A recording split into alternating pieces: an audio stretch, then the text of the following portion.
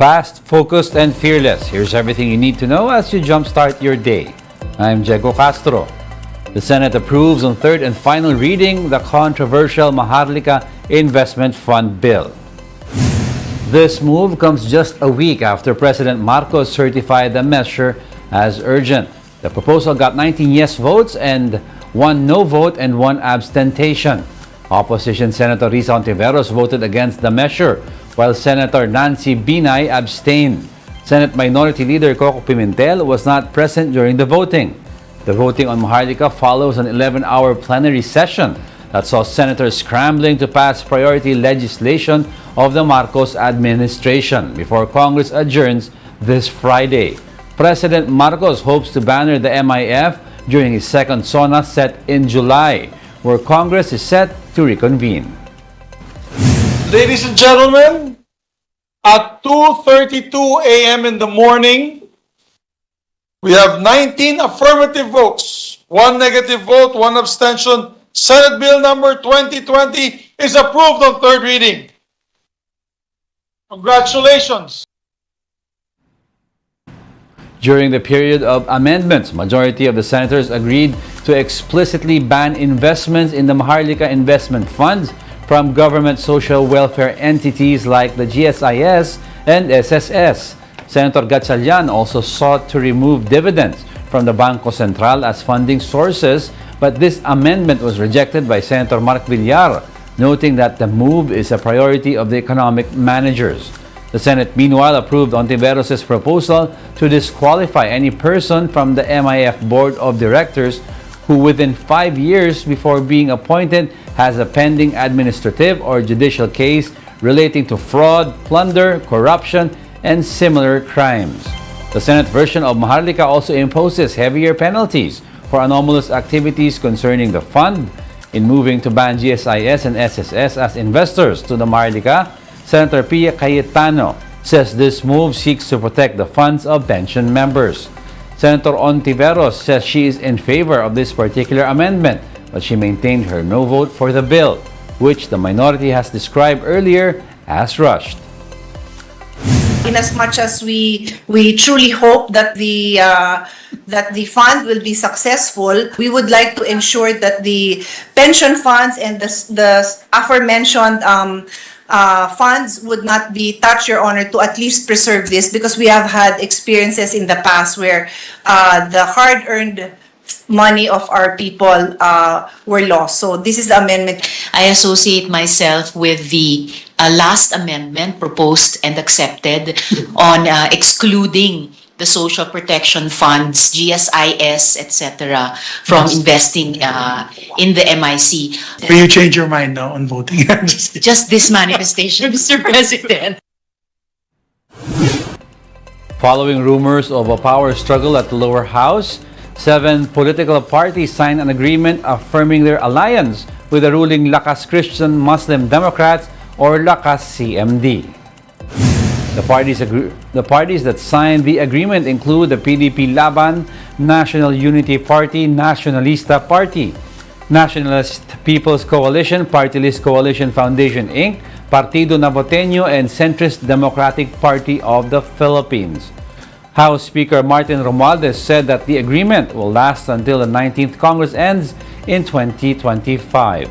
Political leaders signed the alliance agreement, citing their shared vision of a strong republic through sustainable growth and the development of the regions in the country. Amid this mega alliance with Lakas CMD, Senator Robin Padilla is stepping down from his post as Executive Vice President of PDP Laban. Padilla said this is to give more time to his duties as senator. He will stay on though as a member of the PDP Laban. Padilla's resignation comes on the heels of his statement that he will no longer push for charter change after the demotion of Pampanga Representative Gloria Arroyo, who also championed Chacha. We'll be back with more stories after the break. Keep it here on The One News.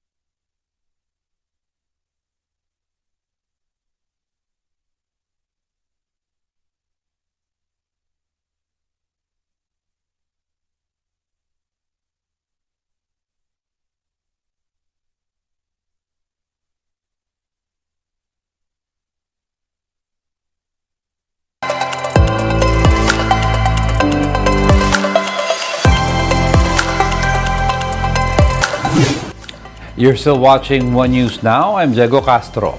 Typhoon Betty has further weakened and is now moving slowly over the sea east of Batanes. As of 5 a.m. today, the center of the eye of Typhoon Betty was estimated at 320 kilometers east of Itbayat, Batanes. It's packing winds of 120 kilometers per hour near the center, with gustiness of up to 150 kilometers per hour. Pagasa's latest monitoring also shows that the typhoon is now moving northwestward slowly. Typhoon Betty is forecast to slowly accelerate today through tomorrow morning while moving generally northward over the waters east of Batanes. However, it is also forecasted to steadily weaken over the next 5 days due to cooler ocean waters and dry air intrusion. As of this morning, Batanes remains as the only province placed under signal number 2. Signal number 1, on the other hand, has been raised over the entire province of Apayao and Cagayan, including the Babuyan Islands. Some portions of Isabela, Ilocos Norte, and Kalinga also remain under signal number 1. However, even as the typhoon slowly pulls away from the country, the southwest monsoon is expected to bring cloudy skies over most of Luzon and Western Visayas. Patuloy pa rin yung pag-iral ng southwest monsoon o hanging habagat mula dito sa southern Luzon, sa may Visayas at sa may Mindanao. Kaya nga ho ngayong araw ay inaasahan natin ng maulap na kalangitan, partikular na sa malaking bahagi ng Luzon, gayon din sa western Visayas. So, kasama ho dyan yung mga iba't ibang area, kasama po yung sa Bicol Region, Mimaropa, Calabarzon, Central Luzon, at dito sa may bahagi ng Northern Luzon. Kahit dito sa Kamaynilaan, posibleng medyo maging maulap na or makakaranas tayo ng maulap na kalangitan. The Department of Science and Technology warns that the Philippines is likely to experience more intense weather conditions in the coming years due to the effects of global warming. Speaking to the chiefs, DOST Chief Renato Solidum explains that the more intense storms and extreme heat that the country is facing right now is mostly brought about by the global warming. This as the world continues to burn more gas, which emits more carbon dioxide that should be present in the atmosphere. DOST says this is expected to further worsen weather conditions in the future. Dahil nga po, nagkaroon na ng pagsunog ng gasolina or coal, napalalong napainit ang ating panahon at lumagpas sa normal na amount ang carbon dioxide sa ating atmosfera na dati ay 380 parts per million, ay ngayon ay mahigit 410 parts per million na. Sumobra. At kaya po nagkakaroon na ng mas matinding pagbabago ang klima at tumitindi ang init at nagkakaroon ng intensification ng ating mga bagyo. The palace is set to open the Malacanang Heritage Tours to the public tomorrow. President Marcos himself graced the launch of the 2 new museums that will be part of the tours, one of which is the Teos Mansion in San Miguel, Manila, which features a crash course of all the former presidents of the country.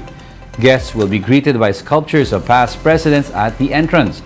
Each chamber of the mansion hosts paintings, memorabilia, and rich information on all the former chief executives, from Emilio Aguinaldo down to Rodrigo Duterte. Just a few meters away from the Teos Mansion is the Bahay Ugnayan. There, the tour focuses on the life and contributions of President Bongbong Marcos. One part of the museum even focuses on his electoral protest after losing the vice presidential race in 2016. There, guests will find mountains of documents used for the case. The museum also houses various memorabilia from the president's 2022 presidential campaign.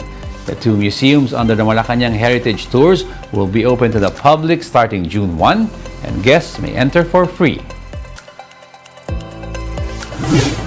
And that's it for this hour. Join us again at 7:45 a.m. as we continue to monitor the day's biggest stories. I'm Diego Castro. We are One News, all sides, all the time.